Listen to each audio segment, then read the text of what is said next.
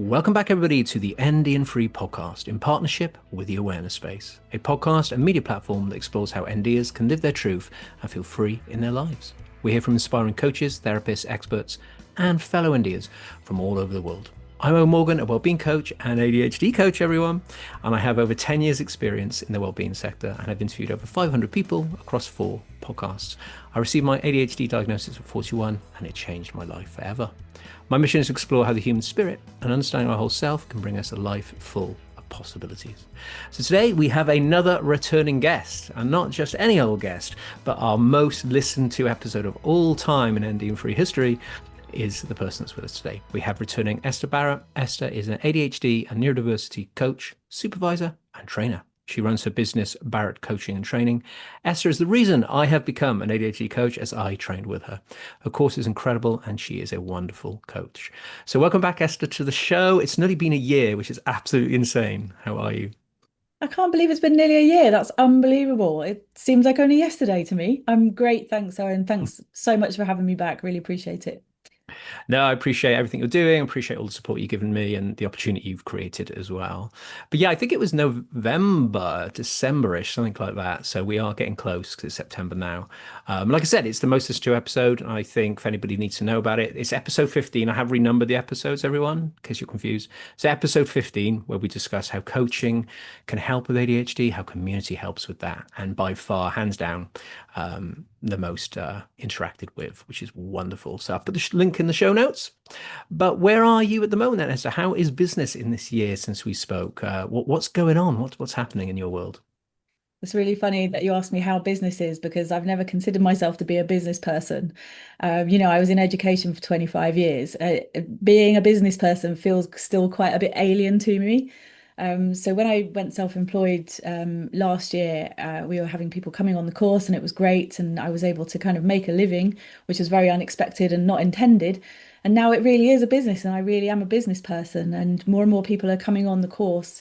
So it feels like I'm wearing a couple of different hats. Well, I've already worn about 3 or 4 different hats, but this kind of new hat of running a business, being self-employed, having associates, people who are coming on and working with me, trainers, supervisor. We've got people doing our somebody doing our social media. So it's grown into a team of around 11 people now, which is kind of small fry for most people, but for me, it feels absolutely enormous. So yeah, business person. Wow. It's and coach, trainer, and supervisor is kind of what it all boils down to, really. But running a business it requires a whole nother set of skills, which a lot of ADHDers struggle with, actually. Things around executive function, being organized, timekeeping, and all of those things. But luckily, in my previous job, I kind of had all that as well. I had a lot of training and did it for many years. And being accountable to all the people who are coming on my course, all the people who have been on my course, all the people I'm working with and partnering with, that kind of keeps me on track, which is really nice. So I don't feel too stressed at the moment.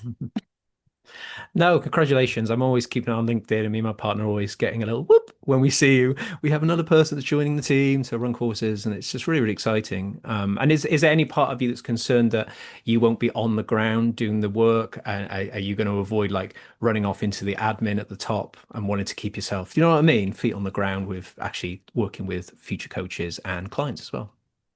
Absolutely. Even when in my previous job, as a consultant learning technologist, I was always delivering workshops. I was always visiting colleges and universities. I always kept everything on the ground. And colleagues of mine who maybe rose up through the ranks or became managers and so on, it was great and lovely for them. But I think they kind of missed the practice side of things and kind of missed that, engaging with other people around the actual thing that we're doing. So if I couldn't coach or train coaches, I think I would struggle a little bit. So I kind of have to find a nice happy medium, which is why we've got 4 extra courses being run by 3 amazing colleagues this term, because it means that I'm not running 8 courses by myself. And I can just do the 4 that I was originally going to do, and I can spend the rest of my time working with Universal Coaching Alliance. I can work with partners, ADHD UK, and various other kind of people who are out there doing it by themselves as well, so self-employed entrepreneur people, lots and lots of connections, lots of professional discussions happening out there in the sector, so that I kind of got the best of both worlds, really. So I feel really lucky to be able to do that. And I never want to not be coaching or training. Yeah, I can totally get that. And yeah, so often you hear this, but I think they say delegation's so important. But I think it doesn't mean you just give everything away and then you just do all the boring stuff. It just means you can expand. Like you said, you can expand now. You can have more courses. And what an opportunity you're going to give to all these the coach trainers that are going to be involved. And if anybody needs to know, they're all pretty much coming onto the podcast in the next 4 months, 3 to 4 months. So keep an eye out. Anita's the next person on the show from your community. So look out for those episodes, guys. You get to see who you like the most and make your choice. But yeah, it's wonderful. Like I said, I get all the bigging you up out of the way. The course is brilliant. The smaller groups, breakout rooms, cohorts, and all that kind of good stuff is so supportive. It's so nurturing. And I think I recommend anybody that's training to make sure you pick something like that rather than lots of theory. You go off and you do some kind of work with clients and you write it down and that's it. No, get in there, get in with other people and learn together. It's so important, isn't it? Like my education theory that I rely on most is social constructivism, which is all about people coming together, figuring out what we already know between us as a group, and then building on that. So that's my ideal learning scenario. Group people, everybody's respected, everybody is valued, everybody's different skills, knowledge, and experience all builds into this whole learning experience for everybody. So it's never about the tutor, although they're there to make sure that the space is held and that there's structure and so on. But it's actually about the group. That's the most important thing. And hopefully that is kind of what you're alluding to in a way. The way I designed it was that everybody brings their whole self into the learning, and as a result our groups really bond, and then after the course is over they tend to keep in touch with each other and they make friendships and they will contact each other, and we've got some peer supervision groups going on as well, just from the bonding that happened during that 3 months. It's amazing. Yeah, certainly. I think it's so important to have your peers around you because, it's an amazing work to be a coach, a therapist, whatever it may be. But there's something very important about being able to share and offload these things in a safe space in a professional manner as well. I think is absolutely essential. I know it's obvious to everyone, but it is literally essential. So if you can train from the get-go in that way, like you've created, then all the better for it, which is wonderful. So yeah, link in the show notes, guys, for the website. Go and check it all out. Right, Esther, last time we talked about how coaching can help, and we dived into that and community as well. So we're going to kind of carry on a little bit with that. We are going to sort of branch off in different directions, but we're just going to try and see the power of moving forward as a neurodivergent person, honoring our truth, to feel authentic, to feel free, to do what we want to do with the support alongside us. So we'll dive in a little bit deeper today. So just remind us one last time, why do you care about helping? I don't know why I laugh every time I ask this question.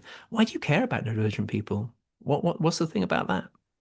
Well, when you are one of them and your child is one of them, one of us, you know, how can you not care about your own community? And of course, we're in small communities and then wider communities again. So as a person with ADHD, I care about the ADHD community. I care about my son and my friends and my family and everybody that I've ever known in my entire life, most of whom have ADHD that I didn't realize until later on.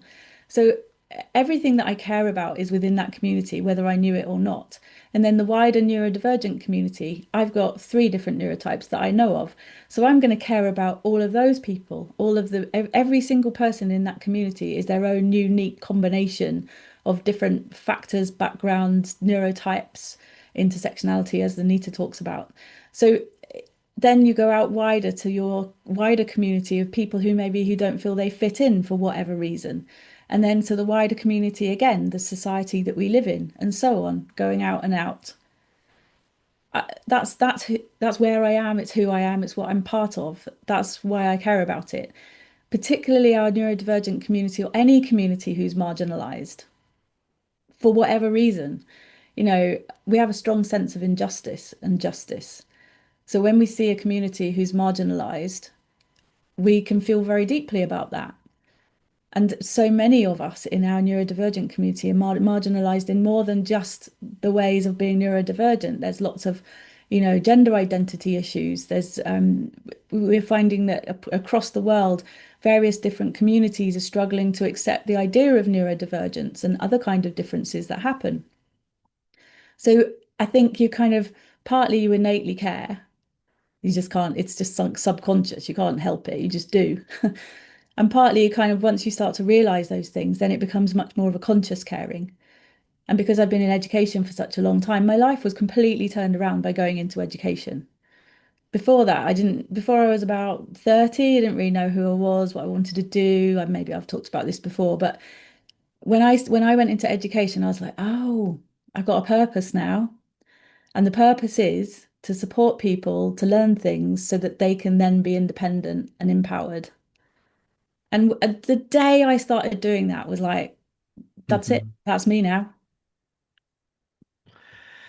Yes, I love that. I'm so glad you used the word empowered. That's one of my favorite words as well. I think that's the essence of coaching, really, is empowering people to be their own coach, I suppose, in many ways. Sometimes we do need people to obviously be with us as well and take us through the journey, but there's something very special about empowering people in that way, which is amazing. And I know, and I think you're right. Obviously, we know that in the last episode of Dr. Emma, we were talking about this justice aspect and sticking up for, especially for children. People are getting not assessed correctly because they're like, oh, they don't meet the criteria at home and at school. So the school is not showing up as much, and then they just cast them aside, and then they're just left for the parents to try and help them elsewhere. And it's kind of heartbreaking. So it's in us, on all of us in this community as it grows so fast, to just raise awareness to begin with of what is good and wrong with the criteria and how we can improve it. And hopefully with enough noise, we can get just tweaked a little bit in a good way, not aggressively, just tweaked. So the people assessing can really see what it looks like in real life, in the real life moments, not what we reflect on as past moments in time. Do you know what I mean? There's something about the authentic life that person individually has based on their surroundings actually has a huge impact on how it presents, doesn't it? Absolutely. And up until very recently, emotional dysregulation wasn't being taken into account in the assessment screening process. So something that has a massive, massive impact on people's lives wasn't being taken into account. And things like masking aren't taken into account either, or previous person compared to now person. So if someone's going for screening, I always advise them to mention to their assessor that these are the things I would have done before, but now I've learned how to not do them. The really good example of that is when do you interrupt people? So when I was a child, I would interrupt people. As an adult, I still interrupt people occasionally, but I've got all that under wraps. I know how to keep myself from interrupting when the time comes. But if somebody was screening you and they said to you, "Do you interrupt people?" As an adult, I would say, "No, I don't." So that's one big criteria completely missed because I've learned how to not do it. And I think we really have to take that into account. I may have got slightly off tack here, but you just made me think of it in terms of the screening process, like what's really going on and what's masking and what's management and what's like, what do you want me to say and what do you want to hear and all those kinds of things. So I think, yeah, the screening process is not very nuanced, but I think it's getting a bit better. It certainly is, and a lot of the private work that's out there. I have some people on the show that do it privately, and it's incredible what they're doing. It's unbelievable the amount of depth and the aftercare of with that, and oh, it's wonderful the way they ask the questions because talk about masking there. I think in a way, if you mask for long enough, you kind of lose track of who you even are. So when you go for assessment, you're like, do I do that? And I think in is remembering that is that so much of the masking does that, but also burnout and fatigue and all this kind of stuff. So much of it is from the masking. It's the forcing, the pushing, and trying to camouflage yourself to fit into environments is exhausting. And we're seeing chronic burnout across the board in so many of the communities. I've gone for a bit of tangent there, but that's a really important point. If you're struggling with fatigue or, like you said, emotional stuff, it could be from this endless need to fit in is a bit basic, but you know what I mean, everyone, because it is kind of that. But it's so true, isn't it? It's because when I had friends doing assessment and stuff, they said what they found really useful is having a loved one that they really feel safe with, kind of doing the form with them, like presently live, and they'll be like, do I do that? And then that person go, you definitely do that because they're not in your brain of masking, covering it up and wondering. So I do encourage, if you have a safe being in your life, why not see what they think? Because you're like, oh my God, yes, I do that. So yeah, what your thoughts there is kind of like sometimes we lose ourselves, don't we, through this process. Honestly, so many people who I coach have that expression in their what they say is they feel lost or that they've lost themselves. And it's one of the things I love to focus on in coaching if it's appropriate, kind of coming through like helping somebody to find themselves again. What do I like? Who am I? What do I find enjoyable? What's how do I relax? Very difficult for a lot of people. So yeah, being lost inside all these layers of masks. So, so difficult and such hard work, as you say, so much burnout. Yeah, it's so, so true. And it's kind of knowing, we talked in recent episodes about working with the body and understand what your body's saying, the signals it's sending. What does this mean? What do I need to do? It does actually take a bit of time just to, a self-awareness coaching is a big part of what I do in with the ADHD and everything. It's because I think until you understand what your body's trying to tell you, what the phone call that coming in is going to be saying, how do you know how to in that moment meet those sensations, thoughts, feelings as they come up. I guess that leads us beautifully segueing into our next question, which is, as we talk about coaching once again, dive a little bit deeper. How important is it we choose to work, who we work with in the coaching space and what things we're looking for? So this is quite a classic question for a podcast these days, but it's important. So from an ADHD perspective, what do you think is the most important thing to be kind of looking for you on the internet, going on websites? What do you think are the important aspects for an ADHD specifically in a space of coaching? So I think, it's important to look for qualifications, honestly. There are, or lots and lots and lots of experience. So there are lots of courses out there that are like $27. You can be an ADHD coach in a weekend. So people, and there is no regulation in the UK. I probably may have talked about it before, but there's no regulation around coaching in the UK. So people can set themselves up as an ADHD coach, and that's fine to an extent. Perhaps they're already a trained coach. Perhaps they've done traditional coach training, and perhaps they've got lots and lots of experience. On the other hand, there are people who are setting up as an ADHD coach with maybe no qualifications and no experience. So people don't mind if you ask them, who did you train with? What qualifications do you have? How much experience do you have? And sometimes their price structure will reflect uh, the amount of experience they have. Some people will be very open. Some coaches will be very open and say, look, I'm newly qualified. This is my price structure for the moment. As I gain more experience, my price structure will probably change. So don't be afraid to ask people. Many people who come on my course who are already coaches, and coaches will often say, nobody's ever asked to see my credentials.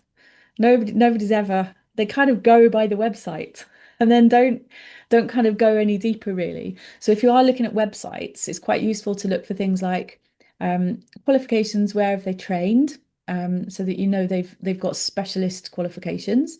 You might want to look to make sure that they're a member of a professional body. So there are four main professional bodies in the UK for coaches. There's the Association for Coaching, which is old and established, and the Universal Coaching Alliance, which is new kid on the block, but equally as credible. And then you've got the ICF, which is an American-based coaching organization, and the EMCC, which is Europe-based.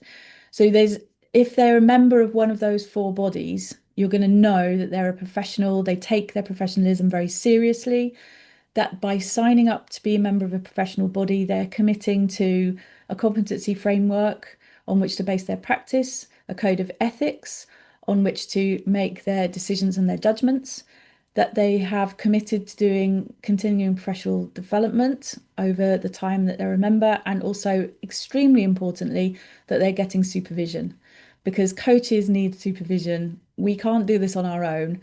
If we spend lots and lots and lots of hours with all our clients going through all this sometimes quite difficult stuff, we need support as coaches as well. So it's very important to make sure that your coach has has those things. If they're a member of a professional body, they will have those things because that's what they sign up for. Yeah, thank you so much. And yeah, there's some towards the end there's some as well as the accreditation, everything talking about what they've studied. I think if once you know some of the bodies, some of the trainers, like your business, once you know the name, you can then when you're looking at people go, who do they train? Oh yes, they trained with. So you're already then seeing that, for you, Esther's got a massive coach group of coaches behind her that have been trained. So you kind of know maybe you just pick from one of those people. So that's a good place to start. But the thing you also said there is what is that coach committing to as values as a coach, I think is a nice one to look at. Like you said, the supervision is so important. So you know that they are, if anything, not absorbing all the stuff you're saying and all your energy and completely getting burnt out in the process. So supervision, I think the continual training is so important. If you meet a therapist or a coach, yes, I'm doing this CBD, that's a good sign. That means they're really invested and engaged on becoming even more knowledgeable. It's only going to help you. And then finally, I think having therapy, coaching of your own, dealing with stuff that maybe you still need to deal with, is showing that you lead by example and you care about your brain and body and you really want to take care of it. So we bundle all that together. I know it's a lot to ask them or to look up, but if you get a sense of some of those things happening, then that's a green flag, shall we say, in this scenario, isn't it? Yeah, you can't beat a green flag. And you can also have that initial conversation with the coach as well and have initial conversations with more than one if you're not feeling it. No coach minds either sharing information about themselves or having an initial conversation with you just to see if you've got the same energy. Because, if you dive in with somebody without doing all those things, you might find that you have not got the same energy and it isn't working for you.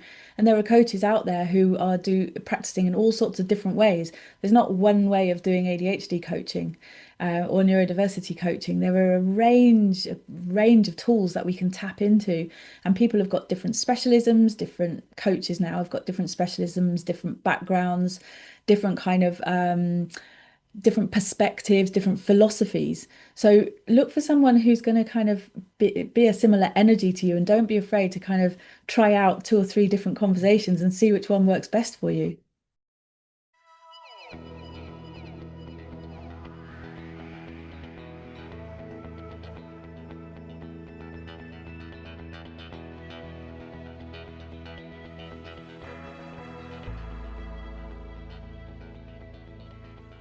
100%. I was about to say that. Yeah, don't be afraid to go shopping in a way, really look at all the different things on the shelf that you want to work with. And I think that's so important.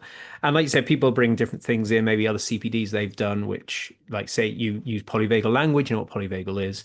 I do a lot of polyvagal work. So therefore, that kind of language talking about the nervous system might be something for you, or maybe not. But I think the more transparent you can be as a coach, if you're a coach listening right now, the better. Giving people a sense of what the space looks like. That's going to be a really big part of what I do. This is what space looks like. Really go away and think about that rather than coming in not having any idea what's going to happen. I've had that before and it's quite scary. You go in, you're like, oh my God, this is not right. And then you're stuck in a session for an hour, just feeling very uncomfortable. So yeah, make the most of those consultations, guys. They're brilliant. It gives you a real sense of that. Oh, it's all very exciting. So, when we are looking at tools, exercises, practices that we can use to help ourselves, this is coaching 101, helping people cultivate those tools that can help them be empowered for life, hopefully. What about this? It's really something I'm really passionate about. What if when the beliefs and stories about ourselves keep getting in the way of even thinking we're worthy of using the tools? I know we talk about this a lot, Esther, privately as well, but how do you blend how we feel about our neurodivergence in actually taking action to live a better life, not letting those two collide and get in the way? It's a good question because over the years that I've been coaching, I have started to embed more and more the idea of the inner critic and the inner coach into my practice. So when I first started coaching, it wasn't even really a solidified idea, I don't think. It was more about kind of cognitive distortions and self-talk, negative self-talk. And then it would turn into things like affirmations, which is all great. But what I found was, as I was going through my coaching with more and more clients, I'd introduced this idea of inner critic and inner coach. And so to be able to try out strategies, have a go at tidying up your dining room or creating some kind of calendar with blocked out time or any of those practical things that people often come to coaching with. If they're going to continue to beat themselves up as they're trying those things, they may not be so successful. So what I've found is that if I start working on their inner coach fairly near the beginning nowadays, they've got kind of their inner cheerleader, their inner coach, their inner champion to kind of help them along the way when they're thinking about doing these kind of more practical day-to-day type of tasks. And their inner critic will be saying horrible things to them. They'll be saying horrible things. You're rubbish, you're useless, you can't do this. All of those horrible internalized messages that have come through people's childhoods and into their adulthoods and have created what they're saying to themselves. So we take out this inner critic, we have a look at it, we give it a form, we make it much smaller in size, we push it to the side or put it in the shadows or do something with it. And for people who don't visualize, for people with aphantasia, we do other things, word clouds and those kinds of things.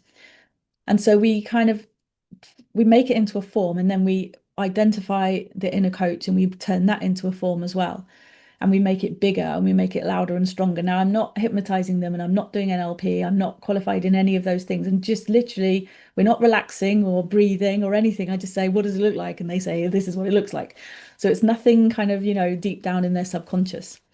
But having that inner coach by their side while they're practicing doing some other strategies, testing things out, giving things a go, can help them then not be beating themselves up if it doesn't work very well, or if it does really work well and they need a bit of encouragement and praise and those kinds of things. I don't know if I've 100% answered your question, but I think that I needed to bring the inner coach out because that's the thing that kind of is sustainable for them after they've left the coaching, I guess. They've got a whole bunch of tools that they can use. They've got thinking about their values, thinking about their strengths, thinking about when there's a situation, what are the barriers? What can I control? What can I not control? Lots and lots of tools there. Am I thinking negatively to myself? Can I use some affirmations? Can I use some grounding techniques? But the one thing that is kind of will see them through all of that is their inner coach, and they'll still be there at the end of the coaching, and they'll be able to say, hey, remember your breathing techniques. Hey, you're a really good person. You're amazing. Well done. Yeah, no, thank you. You answered it perfectly. An inner coach and a critic is great. We sort of talk about near the top of the show here.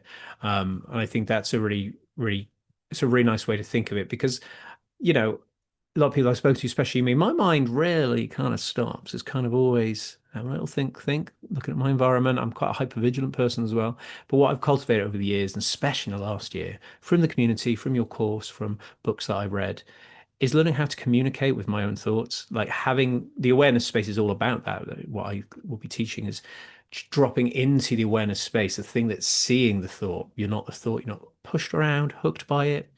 It doesn't become who you are. Thoughts aren't facts, famous line.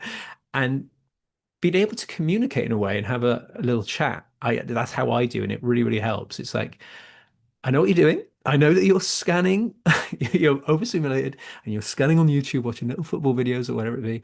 And in my head, there's no denial here. I'm like, I know I'm doing this. There's very little denial in my life, and it's so liberating. And saying, go on, then you have a few more minutes, but it is now time to do all of the techniques that I have that I love to do, and it is really useful and really helpful. And maybe it's a skill. I've done it so long, I don't know. Maybe it's a skill you learn. It takes a bit of time, but I don't know. For me, as a personally, that's what it's like. It's like I have little to no denial, and it's like I'm advocating for myself now, even my own thought process, and being able to interject with some real compassion there and say, yeah, no worries, but in a minute, let's, ground our feet on the floor, put our feet in water, which I love. Get the massage gun out, Esther. Here you go, a little massage gun. Looks I cool. love. So I've loads of tools, but it's just so important that I see what's unfolding in front of me and I'm able to get my little inner coach going and say, yeah, all good. A few more minutes. It's like it's like my stepson. So a few more minutes, all good. Enjoy yourself.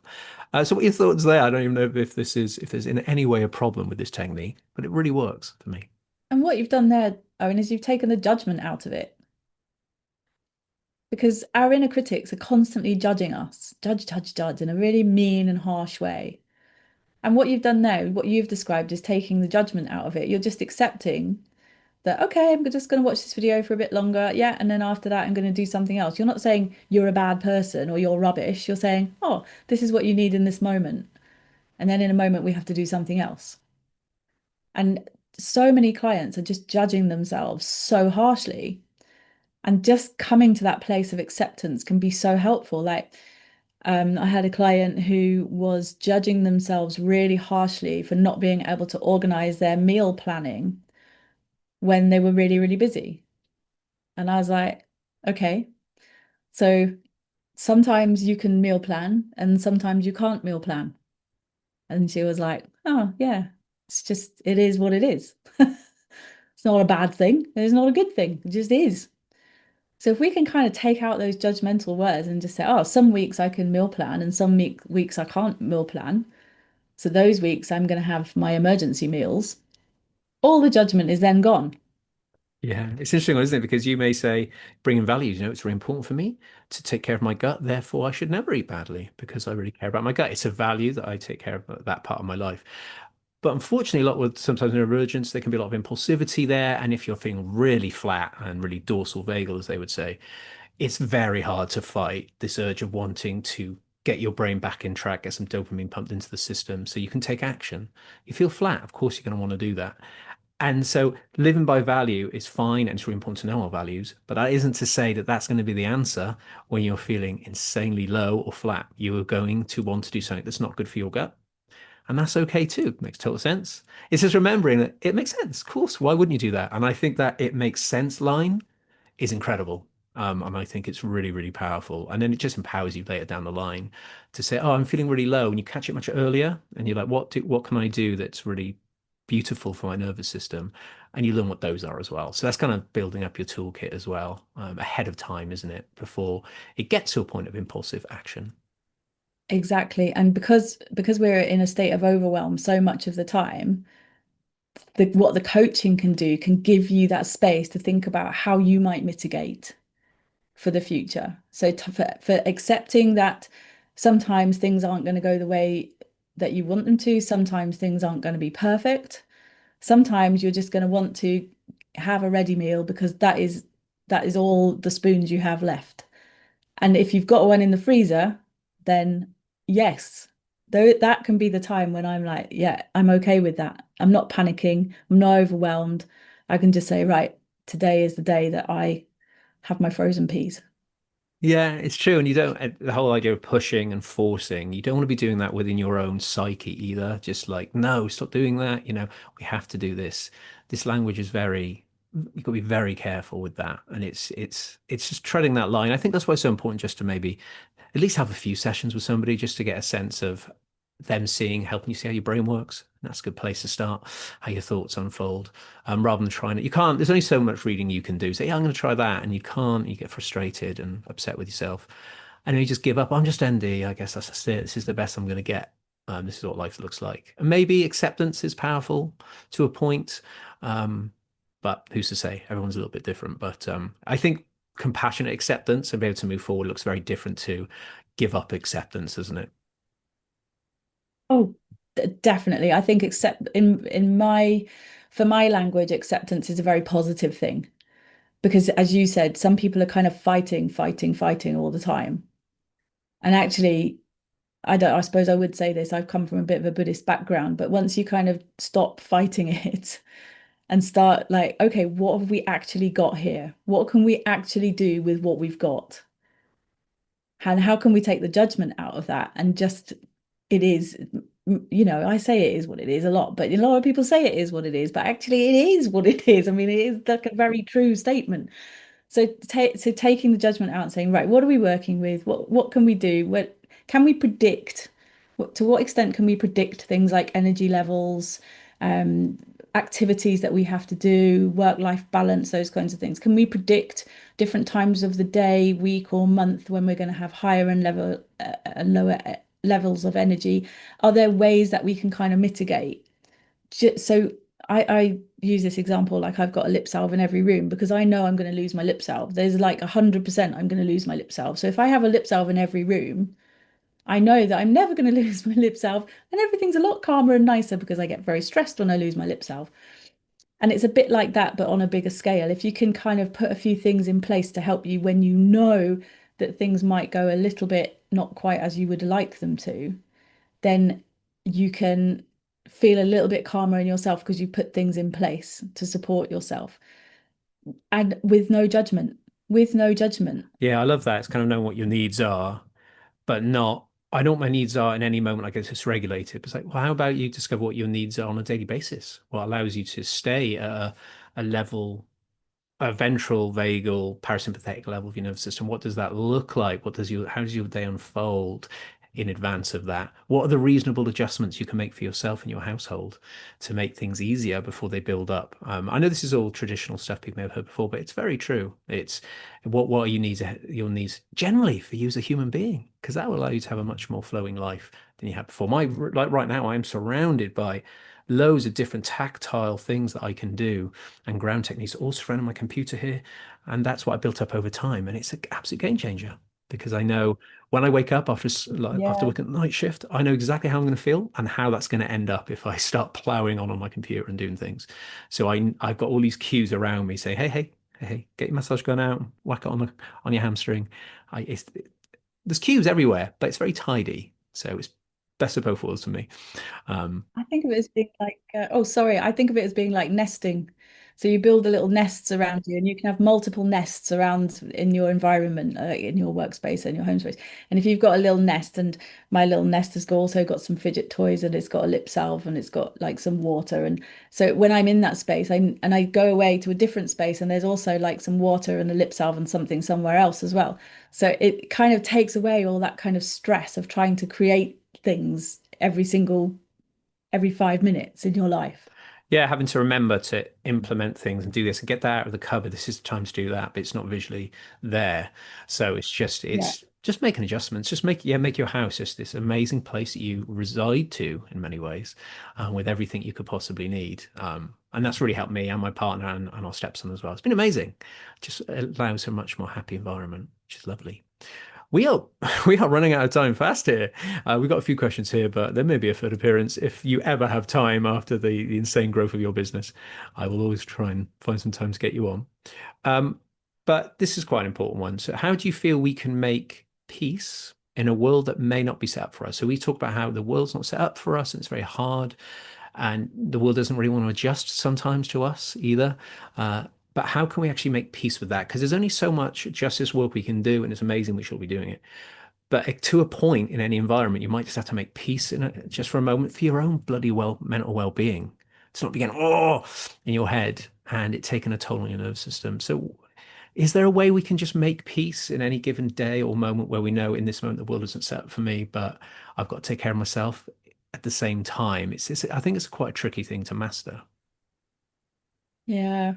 And the world was set up for us originally because we were the people who were hyper vigilant. We were the people who kept a lookout. We were the creative ones, probably inventing stuff. You can't tell me that people like Einstein and Leonardo da Vinci weren't neurodivergent, right? Because, those people were hyper focused on the stuff that they did.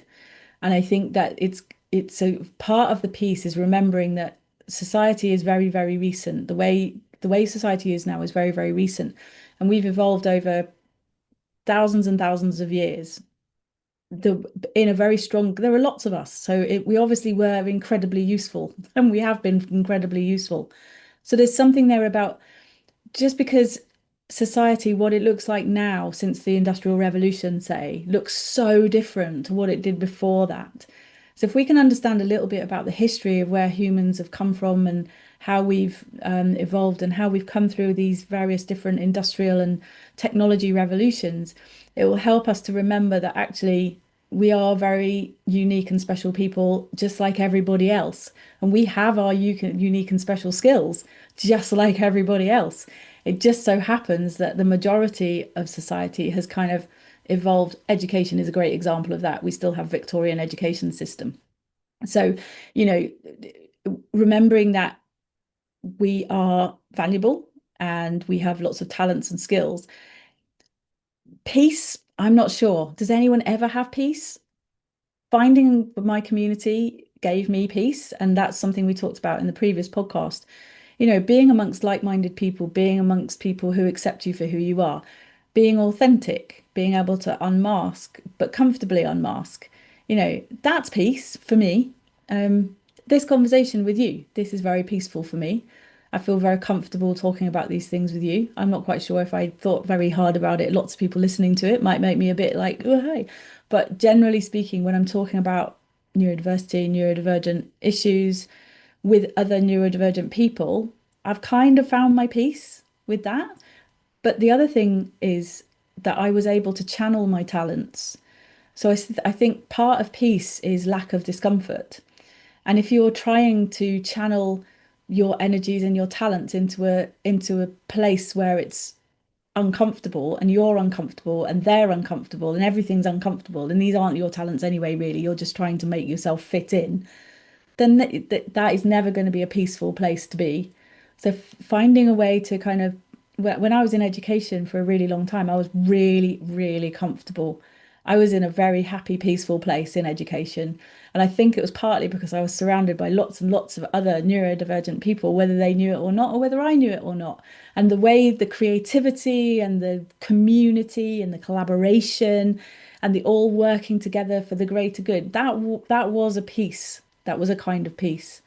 So I know I must be repeating myself slightly about the whole community thing, but if you can find a place to be which is full of other people who are kind, accepting, compassionate, and somewhat on your wavelength in terms of energy and creativity, they don't have to be neurodivergent like you, but just same kind of vibe, then I think you're going to find more peace than if you kind of just fighting it all the time and trying to be something you're not.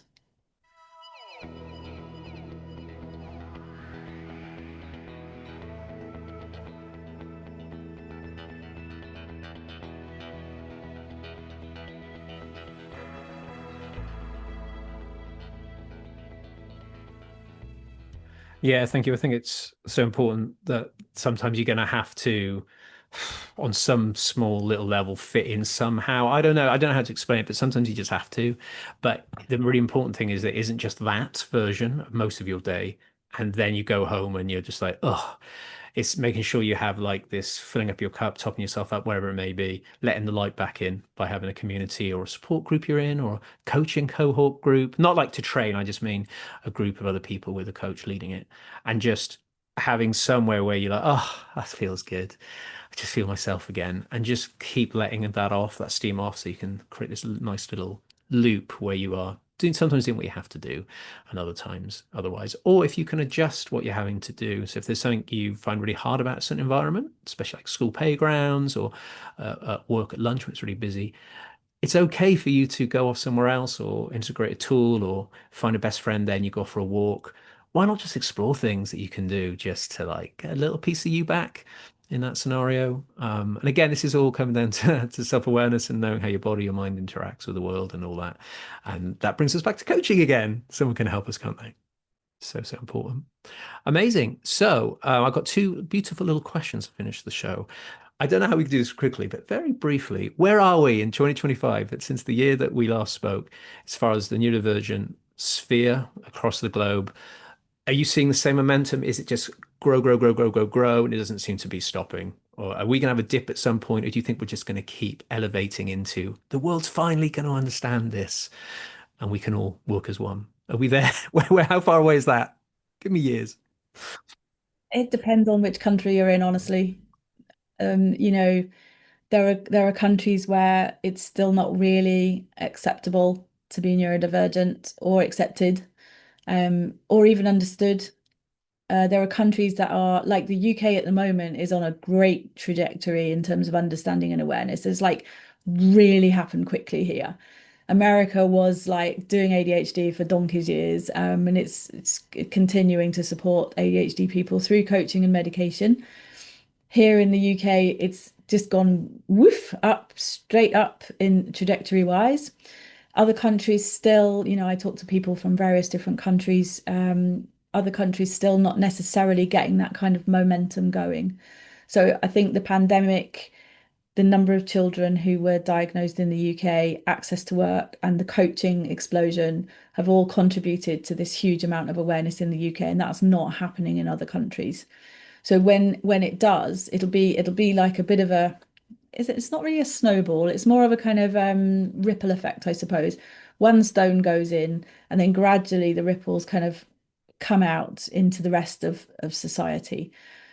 But one thing that is helping and hindering is social media, of course, because people are posting lots of stuff. So people from all different countries across the world who have access to the internet are able to access that information and that misinformation as well. So I don't know how far we are on, to be honest with you, but it is rippling out and it is growing.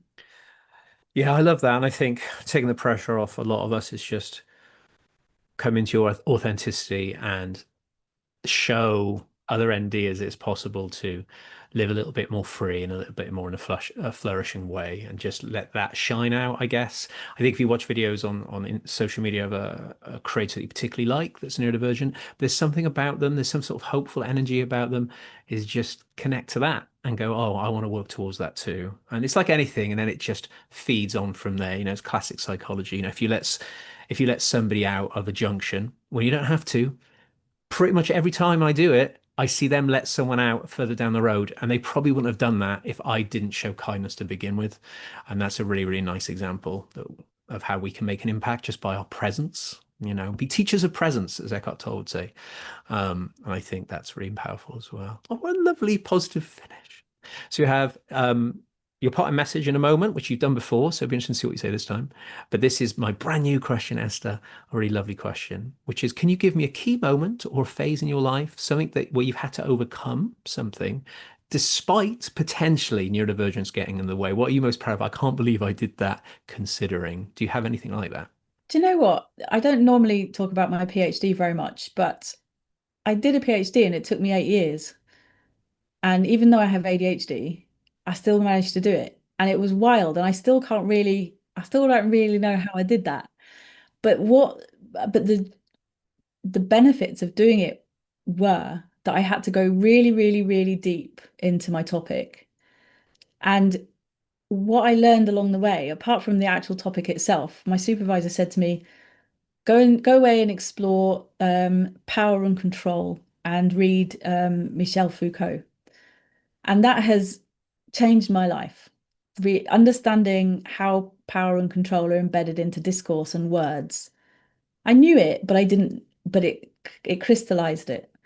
So that whole PhD experience thing, even though counterintuitive, I didn't know I had ADHD when I started it. And I think my autism probably helped because I did have that special interest for 8 years. But being able to overcome the the grind of writing, academic writing, and being able to get through it and come out of it at the end of it with a thing was amazing. And I'm really glad I did it. I don't know if I would recommend it, but I'm really glad I did it. No, I love that. I've done it a few times. A lot of that is coming up now, like the training, achieving something like that seems to be quite common because it seems to be a thing that holds a lot of us back, which is really lovely. And I think, it's so often that we'll look back on our past when we get our diagnosis, say, oh my God, like no wonder I didn't do that, or no wonder this happened, or no wonder I struggled, rather than also then seeing, well, hang on a minute, can I just write down all the things I've achieved up to this age, not knowing that I had ADHD, autism, whatever it be, and go, oh my God, there's like six things there. How did I even do that? And it's like, oh, I'm getting emotional. I can feel tears coming because I did that. I was like, holy, how have I studied all this stuff? I clearly struggle with processing information. There's some dyslexia in there, I think, but I've got insane amounts of qualifications behind me. And now it's about using them and giving back to the world. So, yeah, it's very beautiful when we look at history in that way. So, before we go, this is your parting message of joy, a message of hope. So, if there's any neurodivergent people listening that need to hear this, what would be your message of it's all going to be okay, we've got this? So, basically, a little pep talk, please. I'm going to go back to community again. We are here for you. There is a growing community of parents, teachers, trainers, coaches, CEOs, people in organizations, corporates, probably banks and the fire service and the police service, and growing numbers of people who are discovering that they're neurodivergent, who are helping each other. So we are not alone. We are so not alone. And who knows, maybe I said this last time, but maybe it's so important I'm going to say it twice. You are not alone. And if you are in an organization, perhaps there is a neurodiversity network within your organization. Perhaps there's support groups that you could attend run by people like ADHD UK. Maybe there are local meetups. Have a look on Facebook at the forums and see what kind of South Wales neurodivergence is one that springs to mind. So, there are people out there. You are, I promise you, not alone. And I know it's scary to reach out, and I know that it's scary to walk into a room full of people who you don't know. But the minute you've walked over that threshold, you will feel the connection and it will be okay. So reach out. I love that. And, how many people have answered this question now? I don't know, 50 people or something. So, we're seeing similar themes here. And I'm hoping that will just keep drumming that message home, which is important. But I think if you're listening to the show, you're already knowing that connecting to the community is vitally important for all of our health and well-being. It's beautiful. So thank you so much, Esther. I've loved having you back on again. I love all the work you're doing. Thank you so much for everything you've done for my life. And now I can go and help other NDers through you in a way. I'm like the vessel that's channeling everything you're doing, which is great. So where can we find you on that note? Where can people come and check you out and find out more about your training, but also how to use you coach-wise and the things you're offering? So just Google Barrett Coaching and Training. Owen, I'm sure you'll pop a link down below. Barrett with BARRETT. And ChatGPT, if you ask ChatGPT, who are the coaching training providers in the UK, will come up in that list as well. So, and we're on TikTok. I've got a lovely social media, James, he's amazing. We're on TikTok, Instagram, Facebook, LinkedIn, and maybe something else that I've forgotten about. But he's doing a great job of, he says, Esther, record this thing and then shares it. So he's doing a great job. Yeah, it's great. I've been loving watching your social media now, just seeing it all starting to organically grow. So it's so lovely because I love social media. So any chance I get to see my friends and heroes on there, then I'm happy. So seeing little videos of you talking to camera, I'm like, yes, here we go. That's really, really exciting. Amazing stuff. So yeah, thank you so much. I wish you luck for the rest of the year and everything you're doing. And I'm really looking forward to meeting all of your team, getting them on the show and attending some of your amazing add-on stuff that you're doing for all your trained coaches. I'm really looking forward to attending some of those. So thank you so much. Brilliant. Thank you, Owen. It's lovely to be here. Amazing. Thank you, Esther. Thank you, everybody, for listening. Stick around. You'll be hearing my Anquay mushroom gummies advert. Those gummies have changed my life. So please stick around for that. I had a lot of fun filming that. And I'm partnering with other companies too. I want to make sure I find as many tools and resources for all of you listening that can help you with neurodivergent life. So there'll be plenty of ways to engage in my website shop, which I'll be creating with all of these tools that you can get through other companies. And in other news, the Awareness Space podcast will be returning. So that is the podcast for This Existed, where I did it for years, and all the stuff about trauma is all going to get re-released, about nervous system, body awareness. I've re-listened to them at work, and I'm like, oh my God, that's me.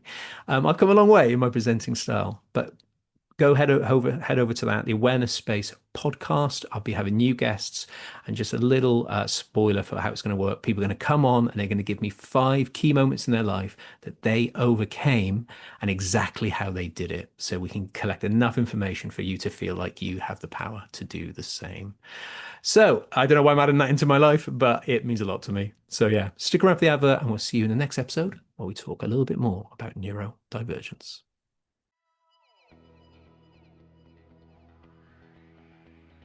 I want to take this time to let you know about the ND & Free shop and directory coming soon to my brand new website, The Awareness Space. This site is in the process of being built and will also feature all you need to know about using my coaching services, including those with ADHD. ND & Free, alongside the podcast, is here to bring awareness of tools, products, services, and other supportive ideas that can help those with their neurodivergent presentations. Head over to our website and visit our ND & Free shop for a full listing, including chill zones, fidget collections, including their chill balls, which me and my whole family adore. On this page, you'll also find a range of coaches and other therapeutic services that may be able to help you in your life. Thank you for listening, and we'll see you in the next episode.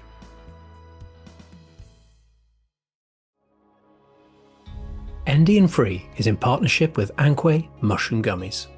Since my ADHD diagnosis in October 2024, I have been trying to find a supplement to help my struggle to focus, ease my brain fog, and help my overall energy.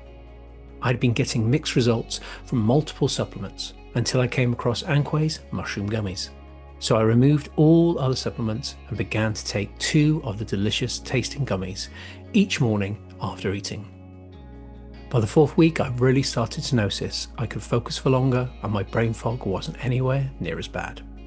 Naturally, they may not work for everybody, but I feel it's my mission to at least let you all know about these gummies. They include 10 functional mushrooms within them, including lion's mane, shiitake, and turkey tail mushrooms. With their non-GMO, gluten-free and filler-free gummies, they offer a tasty solution to an ND brain.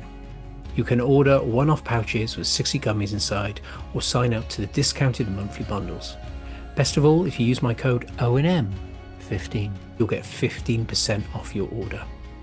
Visit www.anquay.com, that is www.ankhway.com.